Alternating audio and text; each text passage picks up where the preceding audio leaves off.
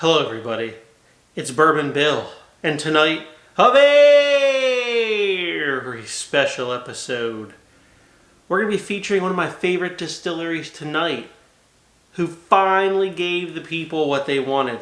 Something I've suggested even. I wonder if they've watched my video.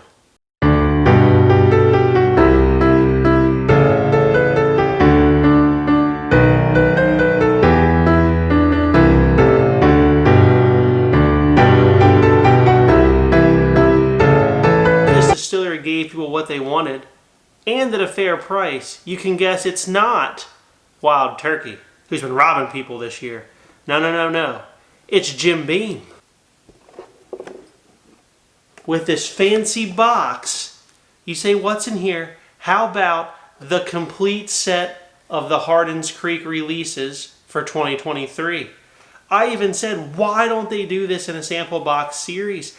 And they listen. They must have said, gosh, this Bourbon Bill guy, he's right. 100% of the time, 60% of the time, he's always right.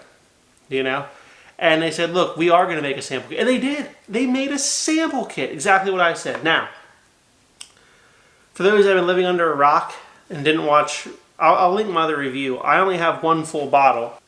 The full bottles look like that. This one happens to be the Frankfort.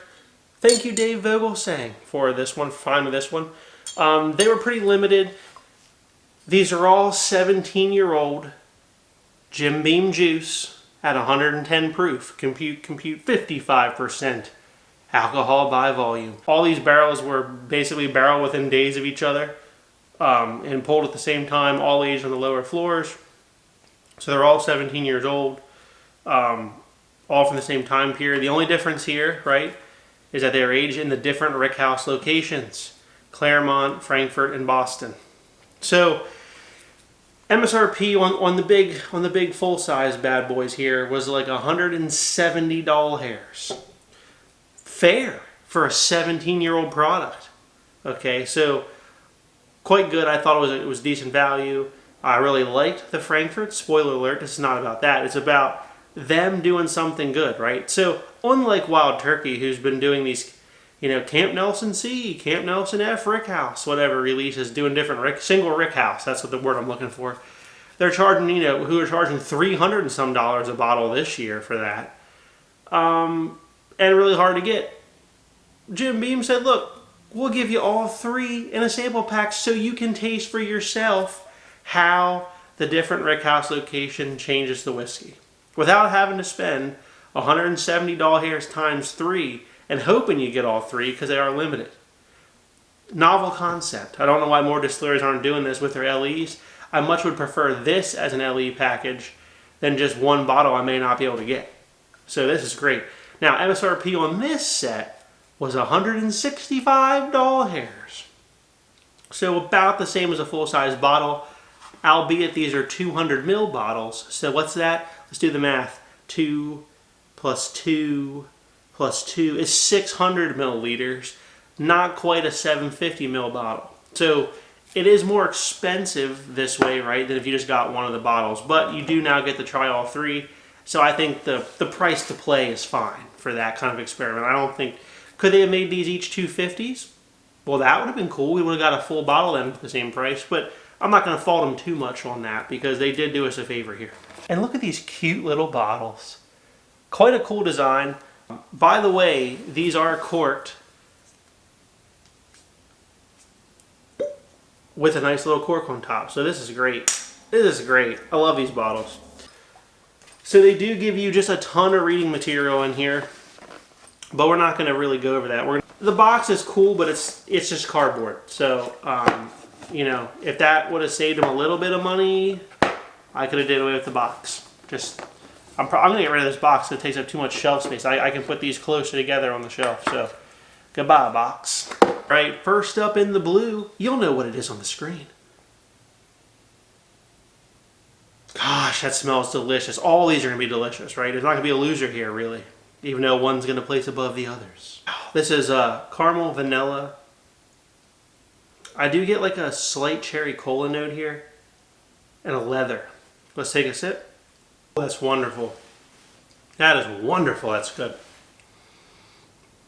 It's very caramel, leather, and oak. I felt like leather was a prominent note there. I got more in the nose than I got in the palate. Still very good. A+ rating from Bourbon Bill. In the gold. Now this is like a chocolate malted milk ball, you know. This is less cherry cola, and this is all chocolate, vanilla, caramel, and oak. Let's take a sip. Oh, is that delicious too? But they are vastly different, which is the fun part of the experiment, right? You know, same barrels, you know, from the same time.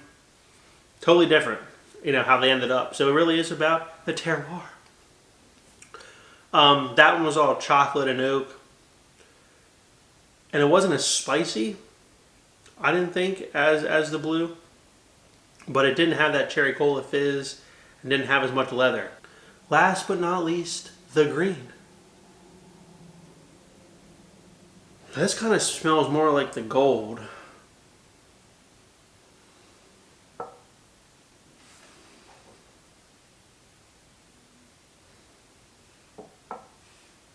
This is probably the most subdued nose of the three. It's more just like generic caramels, oaks, brown sugar. Nothing really jumping out. It's not as rich as the other two noses. Let's take a sip. That one's good too. That is more generic to me and not as interesting as the other two. It's still very good, don't get me wrong. It's got leather and oak on there. And a hint of chocolate. Doesn't come off as fruity and as hot as the blue, to be fair. So, and the flavors didn't feel quite as deep as the other two. So I think I'm going to place the blue and the gold above the green, but I'm going to go back through these off camera and rank them. Probably not going to have any guesses, but then we'll just reveal the results. And we're back. So they stayed in the exact same order. I kind of had them laid out here. And actually the order I drank them in, oddly enough. The blue was my favorite, number one. I like that little bit of like, we'll say cherry cola note, but like just the amount of leather on there was good. It just had something going that I really appreciated. I liked it a lot.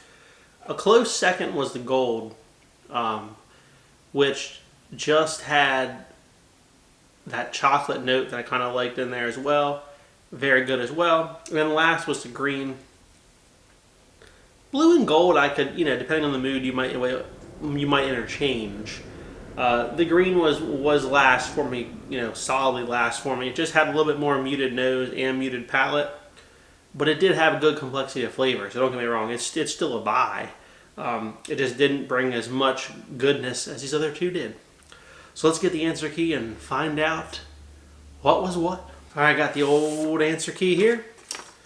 Our last place tonight was the green, which was Clermont. It was the first release of the year. Last place. All right, let's just skip the first. First place in the blue was Frankfort. Well, isn't that lucky? Because it's the only one I got a full-size bottle of. So that worked out well for me. That was my favorite.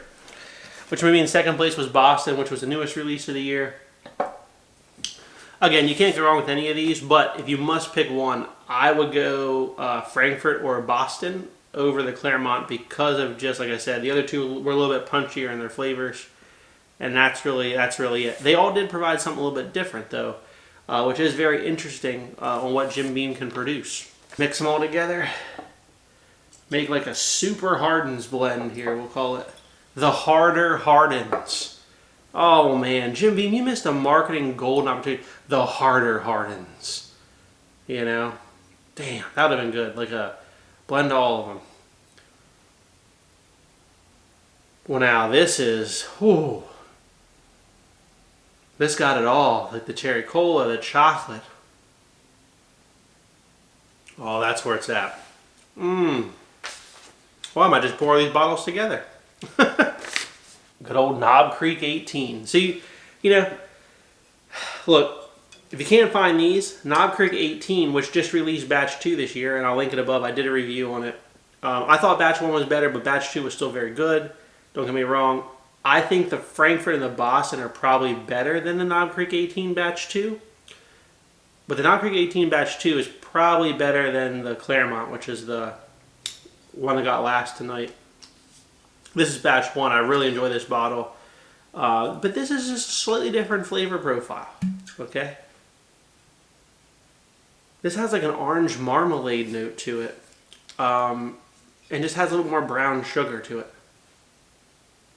Gosh, nobody's putting out high-age stuff like Beam these days, you know? For $10 a year or less, you can't go wrong. I think these are around 170 doll hairs. You might find them cheaper, but they're all around the same price, right? So for around the same price, you're getting 100 proof here, 110 here, 17, 18 years old. You can't go wrong with any of them.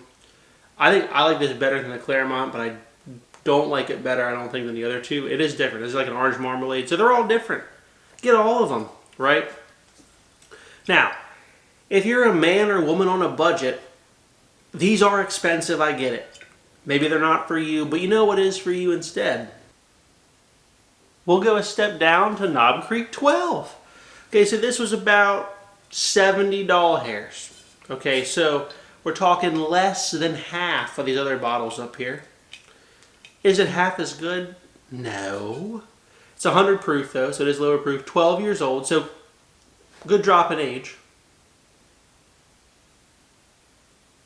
It's still oaky, but there's like that vanilla caramel is heavier, right? And the oak and the leather's gone. Okay, it ain't no leather here. The oak's still here, but it is dialed back, and the caramel and brown sugar and like vanilla are more elevated than the oak in the 12. Which is not what you're getting over here, okay? Boy, is that 12 delicious. All these are A+ ratings, by the way. You could buy a 12, and I think this is an exceptional bottle of 12. I've had some that are not as good as this one, but luck of the draw, I guess. You could buy this 12, and you're going to get like 75% of the experience of these older ones, and you're going to save money. So if you can't hunt the limiteds, you don't got the time, perhaps you find a 12. If 70 doll hairs is too expensive for you, and I get it, times are tough, inflation's through the roof, how about a Knob Creek store pick for 60 doll hairs, $59.99. So that's as cheap as I can get you here for quality Knob Creek, okay? This one though happens to be an 11-year 120 proof store pick. So 11 years. So we're only 1 year shy of the age statement down there of the old Knob Creek 12. And this is a 2023 release as well. So I did a video like how some of the Knob Creek store picks are increasing in age again. Instead of being exactly 9, this one's up to 11. And I've seen a couple others at the 11 range. So they're at least in that range. How close are we? Man, is that delicious. The extra proof helps here. Caramel and brown sugar are elevated again. Now this 11 year though has a good bit of oak to it, but not the level of oak of these. So that's really what it is. But you're getting 70-some% of the experience as well here too, okay? You are. So don't feel left out if you don't have the funds to get the really good stuff. You could get an older age store pick like this in 2023. That's when I got this one. You get a Knob Creek 12. I think the Knob Creek 18s are probably a water release in the Hardins Creek, so maybe that's easier for you to get if you want to step up to that price bracket. But the Hardins Creeks are absolutely worth it and a buy. So if you like what you saw tonight, please like, comment, and most importantly, hit that subscribe button, everyone. And vote with your dollars, folks. I mean, Jim Beam is out here giving you high-age whiskey at $10 a year. And, by the way, is giving you these fun sample kits of their LEs. Whereas other distilleries are kind of screwing you. Charging $20, $30 a year for younger whiskey. Really small releases that you're not going to get. Wild turkey. You bastards. So use your money and vote and spend your money on the distilleries that are helping you out this year. Jim Beam was one that stepped up to the plate this year, unlike some others that have fallen off. So thanks. Have a good evening, everybody.